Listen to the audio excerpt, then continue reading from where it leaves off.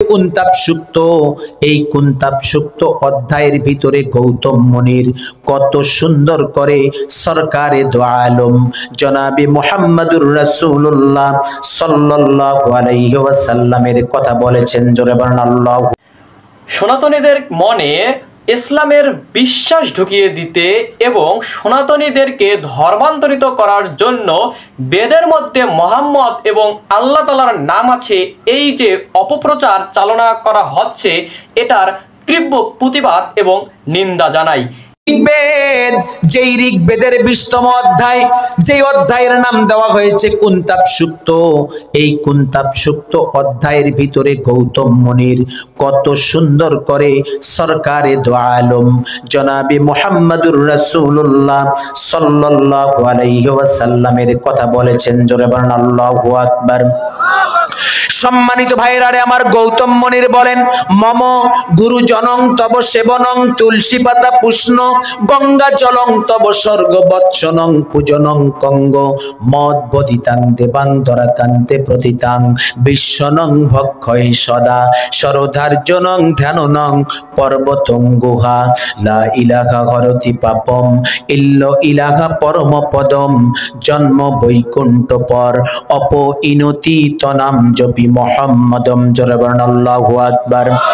সম্মানিত ভাইরা রে আমার, শুধুমাত্র ঋগ্বেদের ভিতরে এইভাবে সনাতন ধর্ম অবলম্বীদেরকে বিভ্রান্ত করে তাদেরকে বলা হয় যে তোমাদের ধর্মেই নবী মুহাম্মদ এবং আল্লাহ তাআলার নাম বলা হয়েছে, সুতরাং ইসলাম হলো সর্বশ্রেষ্ঠ একটি ধর্ম, হিন্দু বলতে বা সনাতন বলতে কোনো ধর্ম নেই।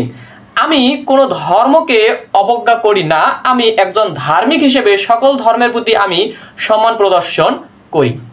কিন্তু যারা চক্রান্ত করছে, যারা সনাতন ধর্মের উপর এই অপপ্রচার অপব্যাখ্যা করছে, আমি আজ তাদের বিরুদ্ধেই কথা বলছি। কোনোভাবেই সনাতন ধর্ম নিয়ে মিথ্যাচার আমি মেনে নেব না। এই যে লোকটি যে কথাটি এবং যে মন্ত্রটি বললেন, মম গুরুজনং তব সেবনং তুলসী পাতা পুষ্ণ গঙ্গা, আসলে বেদের কোথাও ওই মন্ত্র বা ওই সূক্তের উল্লেখ নেই। তিনি হয়তোবা বেদ কখনো দেখেনও নাই। তার মনের ধারণা হিন্দুরা তো পড়াশোনা করে না, তাদেরকে যা বলবো সেটি তারা মেনে নেবে। তাই আপনি যদি বাস্তবিক অর্থে একজন হিন্দু হয়ে থাকেন, হিন্দুদেরকে সচেতন করার জন্য হলেও আমার এই ভিডিওটি ছড়িয়ে দিন এবং সকলকে সচেতন করুন।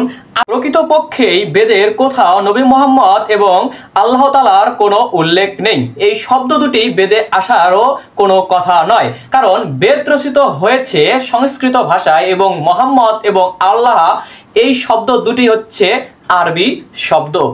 সংস্কৃত শব্দে যারা মোহাম্মদকে খুঁজে পান, এদের থেকে বড় পাগল এবং এদের থেকে চিটিংবাজ আর পৃথিবীর বুকে কেউ নেই। তাই আপনারা সচেতন হয়ে যান এবং সব সময় বেদ গীতা উপনিষদ অধ্যয়ন করুন। ধন্যবাদ সকলকে, এবং সকলকে আবারও বলছি, সকল সনাতনীদেরকে সচেতন করার লক্ষ্যে হলেও এই ভিডিওটি শেয়ার করুন।